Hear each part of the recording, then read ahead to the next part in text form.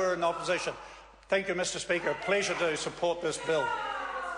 I call Carol Beaumont. Thank you very much, Mr Speaker. Well, talking about preaching, let's just get on the record that across the House sits the party that got rid of apprenticeships from our country, that led us to have massive skill shortages in trades and technical areas. So when that member says we shouldn't, the Labor Party shouldn't be lecturing them, I think that that is something well worth remembering. We have struggled to actually bridge that gap, the gap that was caused by the lack of investment in skills and apprenticeships by a former national government.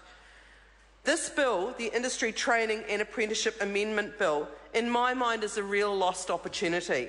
This could have been an opportunity to actually get some consensus and to get an agreed position on something that is vitally important to our economy, and that's industry training and apprenticeships. And this is an area that, like my colleagues who've spoken tonight, Grant Robertson and Dr Megan Woods, I feel passionately about. This is an area that I've done a lot of work in, and I know how much difference this makes for individuals, for families, for workplaces and for our economy. And it was an opportunity. We supported this bill in the first reading. To go to Select Committee, we wanted to see what was possible to achieve jointly on this issue, because we do actually accept that there were things that needed to be improved, and we acknowledge that there have been some improvements in recent years in terms of industry training.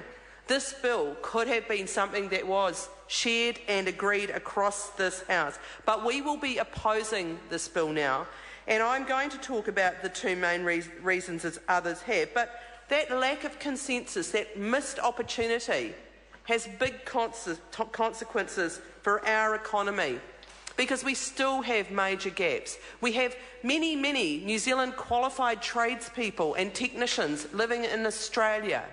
We have the absolute obscenity that we don't have enough people in the construction industry to rebuild Christchurch. We have to have numerous numbers of immigrant workers coming into this country because we failed to step up and do something to ensure that we had people to do the construction work in Christchurch. And when Labor is elected and when we start our Kiwi Build program, we will find that we don't have enough people in construction as well, because we will be picking up from this government who have failed to ensure that we plan ahead. And that is part of what this is about.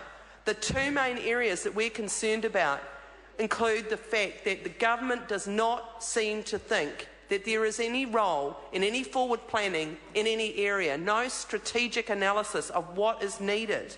It's somehow miraculously going to fall out of the sky. Miraculously, we're going to know the number of carpenters and builders and plumbers and fitters and all of those other trades groups that we're going to need. It's just going to miraculously happen by the invisible hand. Well, it doesn't.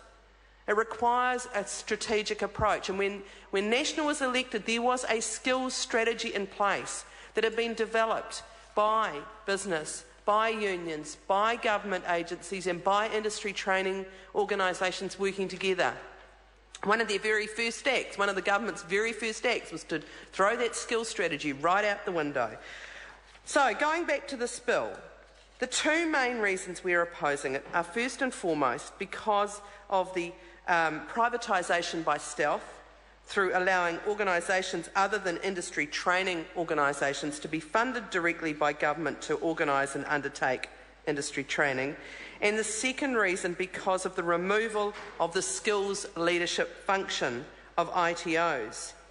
Now, looking at the first of those, in the very early days of industry training organisations, I was involved in the board of an industry training organisation, and at that time it was only major companies that were involved, and most of the funding actually went to those major companies. And I can see that that is precisely the route we are likely to go back to if we go down this line.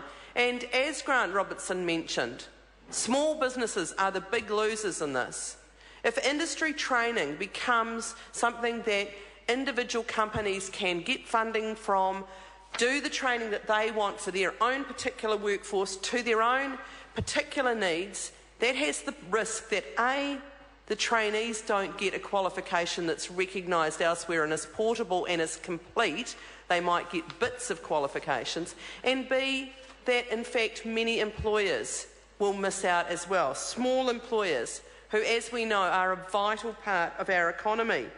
So that is something that is deeply troubling to us, that particular ideological drive about sitting down and saying, oh, well, we can't have this money just going to industry training organisations. We're going to have to let, our mates in the big end of town actually access this money as part of what the government's doing here, despite the fact that actually the submitters, except for one who seem to be, as Grant Robertson has already outlined, seem to be somewhat nervous about their support. But apart from Business New Zealand, every other submitter opposed what was happening here, this de facto privatisation of industry training.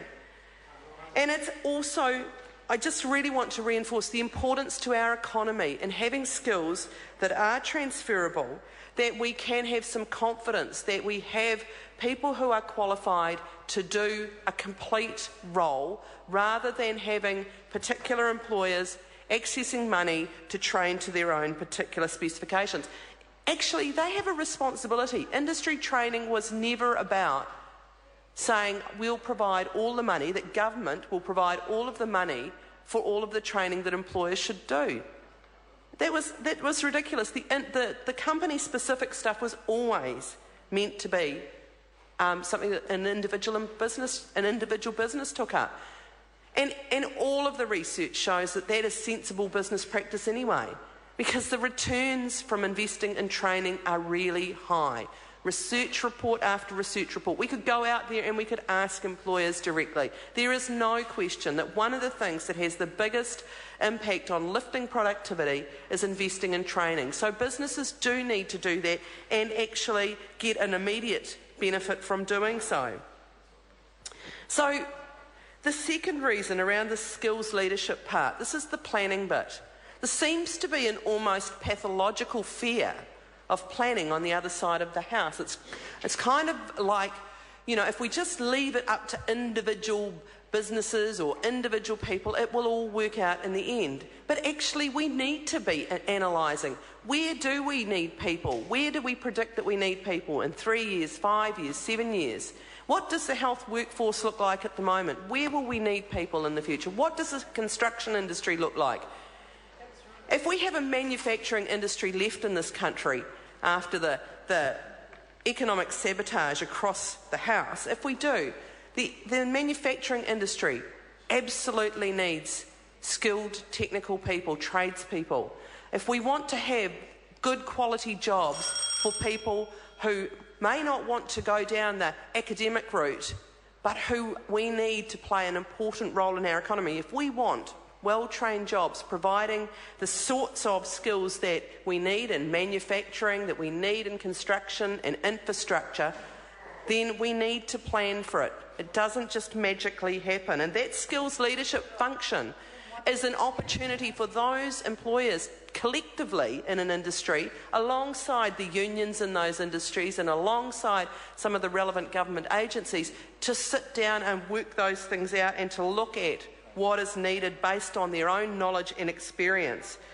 And that is something that I think is just unbelievable that the government would dispose of in this bill. It doesn't make any sense. Now, I finally want to go to a point that David Clendon touched on, which was the issue of priority groups for industry training. Because something that I've personally been quite vocal about is the appalling lack of numbers of women in many of the areas that industry training is in place. And this was an opportunity potentially to have a look at that as well. But when you look at the numbers, and you look at things like trainees in building construction, 1% are women. In joinery, it's 6%. In electricity supply, 7%. In the motor industry, 3%. In infrastructure, 6%. This is just appalling. This is, not giving... women are obviously missing out on the opportunity to get into some areas that may well best suit their interests, may well provide them with the best kind of job for their skills, and that our economy needs. So I think that that's another failure of this bill to not add women to that list of priority groups. Thank you, Mr Speaker. I call Tim McIndoe. Mr Speaker, the member who's just resumed her seat is correct that expenditure on this area did increase under